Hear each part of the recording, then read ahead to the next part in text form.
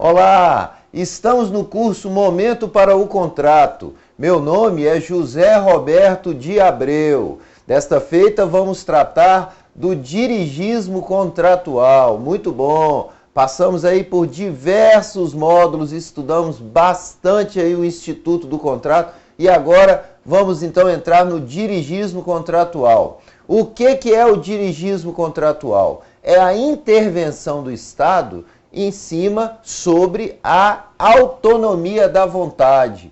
Doutor Abreu, mas como é que é isso? Bom, nós vamos explicar o porquê que aconteceu, mas o fato é que isso aí veio para nos proteger. Vamos ver o porquê agora, vamos estudar isso aí. Então, o que acontece? Nós temos hoje contratos que são tipificados no Código Civil, são estruturados. E ali você tem uma situação onde o Estado ele obriga a ter certas atitudes, ele coloca prazos, ele coloca obrigatoriedades oficiais de ofício, tipo, quando você faz um contrato de compra e venda de imóvel, ele vale para que você possa, ele é um contrato preliminar. Então você vai com esse contrato poder ir ao cartório e fazer a sua escritura. Mas o Estado obriga, através do dirigismo contratual, claro, através de um artigo do Código Civil, que você registre essa escritura. É uma obrigatoriedade, não adianta você, é uma norma cogente, obrigatória. Não adianta você fazer só a escritura e falar, olha, eu não vou registrar. Tudo bem, você não vai registrar, mas pela lei, então, este imóvel não é seu, não houve a tradição, ok? Muito bom, muito bom. Vamos começar então aí, com a palavra sempre positiva e sólida do Dr. Orlando Gomes. Princípio básico do contrato. O contrato é lei entre as partes. Celebrado sem vícios e não tendo objeto defeso por lei, objeto proibido por lei, obriga inarredavelmente os contratantes. Orlando Gomes afirma que essa força obrigatória, atribuída pela lei aos contratos, é a pedra angular da segurança do comércio jurídico. E acrescenta que o contrato obriga os contratantes, sejam quais forem as circunstâncias em que tenha de ser cumprido. Então o que acontece? O doutor Orlando Gomes coloca aqui o que é principal nesse nosso slide, nesse slide que trouxemos para os senhores, que diz o seguinte, que o contrato é a pedra angular da segurança do comércio jurídico. É fácil de entender isso. Se os contratos não fossem respeitados, então ia começar a trombar avião lá no céu, não ia ter água nas nossas casas, nós íamos vender as nossas coisas, não iríamos entregar, eu ia alugar um imóvel, não ia sair de lá mais nunca e nem ia pagar aluguel nenhum, ou seja, não poderíamos conviver socialmente, tá certo? A sociedade não estaria estruturada. Esse é o princípio, a força motriz que nos fez desenvolver esse curso, pela importância que o contrato tem. Ele deve e tem por obrigação, assim, princípio, ser obedecido. Muito bom, vamos ver então o que aconteceu. Sempre tem um porém, né, no direito. Na passagem do século XIX para o atual, com efeito, pôs-se em xeque o ponto principal de sustentação da ampla autonomia de vontade nos domínios do contrato. Com efeito, enquanto dominaram absolutas as ideias do liberalismo puro, tinha-se como dogma a igualdade dos contratantes, ligado umbilicalmente à liberdade de contratar. Acontece que a experiência dos regimes liberais, nascidos da Revolução Francesa, acabou por impor o reconhecimento da irrealidade de semelhante dogma, pelas notórias e inegáveis diferenças entre as pessoas na ordem econômica, social e até mesmo jurídica. Ao Estado liberal, sucedeu em nossos tempos o Estado social, com a tônica não apenas declarar direitos individuais e garantias fundamentais, mas de torná-los realidade, mediante política de efetiva implantação de medidas compatíveis com a justiça e o bem-estar sociais. O dirigismo contratual, por meio da multiplicação das regras de ordem pública, passou a dominar a preocupação dos legisladores, mudando a feição e atingindo até mesmo o âmago do direito das obrigações. Olha só, para entender bem o que acabamos de dizer, para entender bem esse slide, é quase que obrigatório os senhores irem lá e observarem e fazerem o módulo que é a história dos contratos. Porque ele conta isso aí, como é que aconteceu. Então nós falamos agora há pouco, que o contrato deve ser obedecido de qualquer maneira. Acontece que lá na Revolução Francesa, que na verdade foi uma revolução burguesa, os mais fortes começaram a ter poder para impor a sua vontade sobre os mais fracos. Então, que tinha contrato, que tinha que ser obedecido, tinha. Mas já tinha um problema anterior, que o mais forte impunha a sua vontade. Então o sujeito assinava um contrato em que ele já era prejudicado já na saída, ok?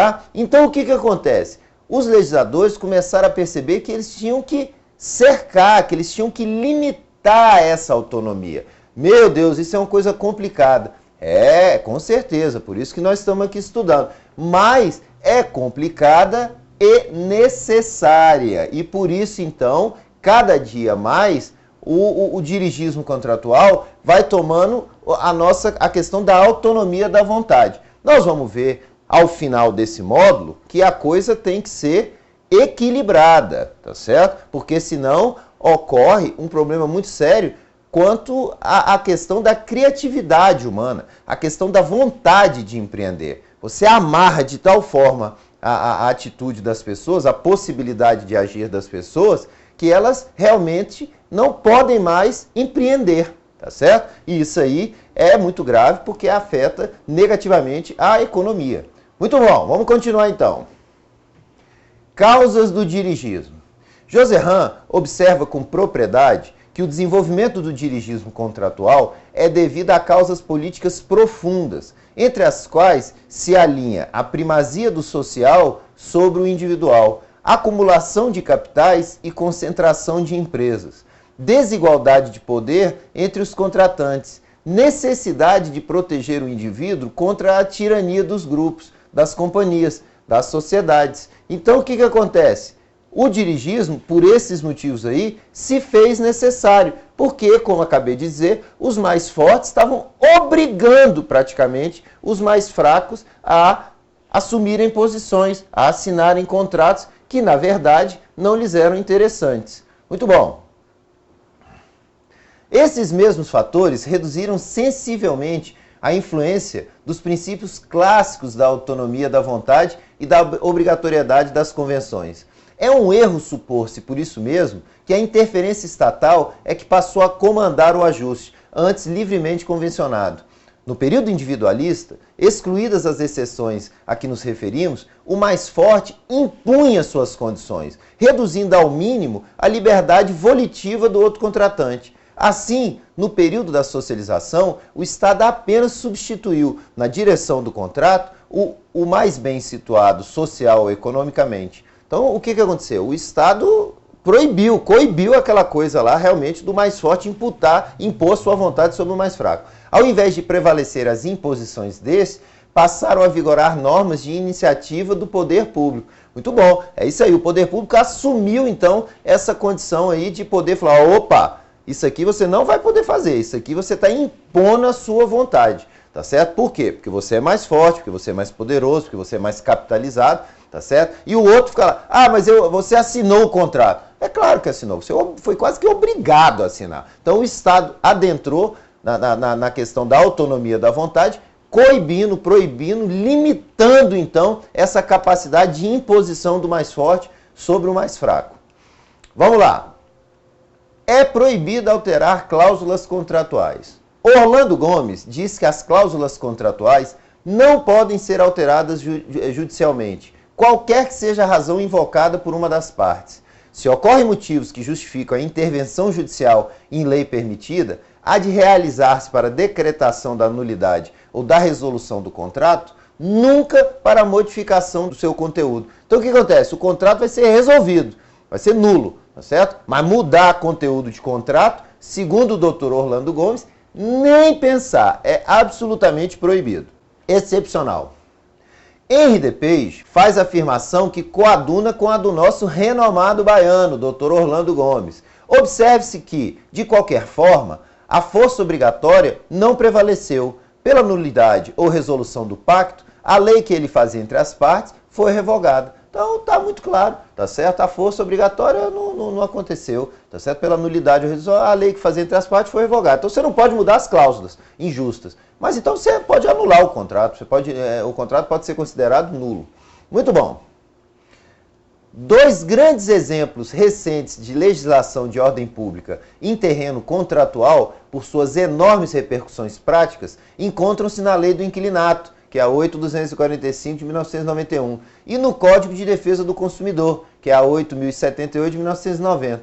Nesses estatutos legais, como nos demais que têm o propósito de realizar a intervenção estatal no domínio dos contratos, o traço marcante situa-se na força cogente de seus preceitos, de maneira que se contamina de nulidade qualquer convenção ou cláusula negocial que disponha de maneira contrária à vontade da lei. Então, quer dizer, lá ele estabelece como é que deve ser feito.